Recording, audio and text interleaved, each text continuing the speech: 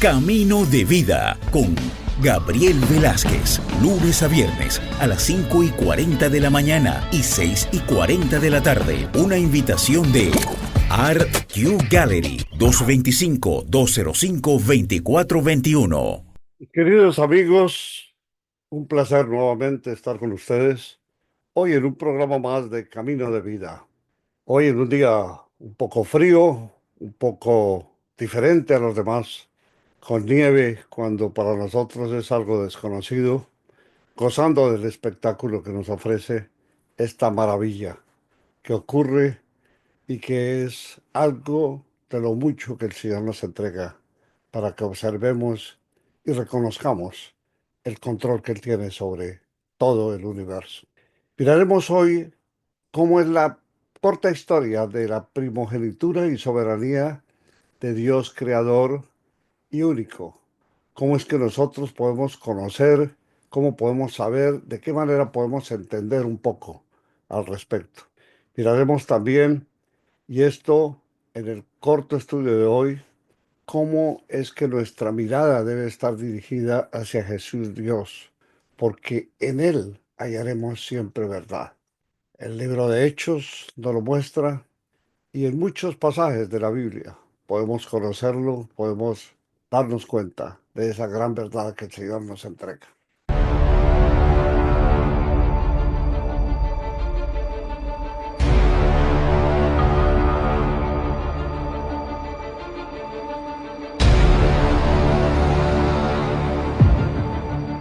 En la reflexión del día de hoy miraremos que es sabida la gran importancia que los hebreos daban al primer hijo varón. Era un suceso y era en cada matrimonio el primer hijo varón ofrecido al Señor. El primogénito debía ser consagrado a Dios, de acuerdo a lo que nos enseña el libro de Éxodo 13. Era destinado a continuar el nombre del clan o de la tribu en su tiempo, una designación que éste transmitía a su primogénito y así sucesivamente a través de las generaciones. No solo perpetuaba su nombre, sino que también ocupaba su cargo y oficio. Sin embargo, en varios casos bíblicos, el derecho a la primogenitura fue anulado por razones diversas. Miraremos aquí los eventos en que se sucedieron cuando la primogenitura, o sea, ese derecho del primer hijo varón, que era adquirido y que era por tradición y por generaciones dado a esta criatura, no se hizo vigente. Por ejemplo, Esaú la perdió por un plato de lentejas. Acordémonos cómo fue entre Esaú y Jacob el que Jacob recibiera la primogenitura. Génesis 25, versos 29 al 34 nos cuenta esta historia. Rubén perdió también la primogenitura por haber seguido sus deseos profanando el lecho de su padre, algo que Génesis 35 nos lo enseña. Amón, primogénito de David, deshonró a Tamara, su hermana paterna. Esto le costó la vida, ya que Absalón vengó la derrota familiar de su hermana. El libro segundo de Samuel, en el capítulo 13, nos enseña al respecto. Absalón mismo muere en su intento rebelde de apoderarse del trono. También en este libro de Samuel, en el segundo capítulo número 15, podemos verlo. Adonías, luego de intentar por la fuerza apoderarse del trono en vida de David, fue despedido por Salomón ya coronado rey. A la muerte de David, un pedido desafortunado de Adonías lleva a Salomón a condenarlo a muerte. El primer libro de Reyes, en el capítulo 2, nos lleva porque esto fue confirmando el juramento de David que Betsabé recuerda al rey en Primera de Reyes, en el capítulo número 1. El otro caso dramático, por cierto, es del mismo pueblo de Israel, a quien Dios llama mi primogénito. En Éxodo 4 le aplica ese término. En Jeremías 31 también lo vemos. Pero que más tarde iba a rechazar al ungido de Dios. Este pueblo de Israel que tantas situaciones ha atravesado a través de la historia. Pablo anhela y ora porque el Israel de la carne vuelva a ser incluido entre los hijos de la promesa. El libro de Romanos nos enseña en el capítulo número 9. Estos incidentes, cada uno de ellos, confirma que la soberanía de Dios trasciende todo tipo de costumbres, todo tipo de tradiciones, de leyes. Si no viene de Dios y si no emana de la voluntad soberana del Creador, todo puede cambiar. Nada de lo hecho por los hombres puede sobrepasar lo que es el derecho de Dios que tiene sobre todo lo que es de Él. Es válido entonces recordar las palabras del apóstol Pablo cuando dice, por lo tanto, no depende del que quiere ni del que corre, sino de Dios quien da misericordia. Romanos 9 nos permite asimilar esta que es una enseñanza que conocemos a través de la historia y que en breve estaremos narrando respecto a cómo y quiénes fueron esos hombres y mujeres que a través de la Biblia nos dejaron ejemplo y nos dieron muestras de muchas de sus actitudes. Asimismo, conoceremos los casos en donde quienes no obedecieron al Señor fueron castigados y de qué manera. Hoy hablaremos en este cortísimo estudio sobre cómo debemos mirar hacia Jesús Dios, porque en Él hallaremos la verdad. El libro de Hechos nos dice, y Pablo, escogiendo a Silas, salió encomendado por los hermanos a la gracia del Señor, y pasó por Siria y Sicilia, confirmando a las iglesias. Vemos aquí cuando queremos y sabemos que nuestra plenitud no está en las cosas del mundo, encontramos que en alguna parte de nuestra vida hay un remoto llamado que el Señor hace a quienes escuchamos su palabra, llamado que nos hace entender la verdadera realidad que afrontamos, que nos tiene liberados de la tragedia eterna, como es Jesucristo, nuestro Señor y Salvador eterno.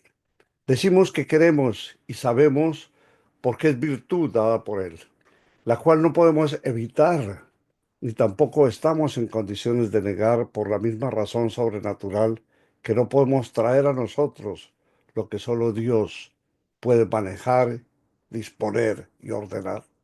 Es la conducta humana la que nos hace entrar en desacuerdo con los preceptos preciosos de Jesucristo y sobre los cuales solo podemos esperar su perdón y su reconciliación.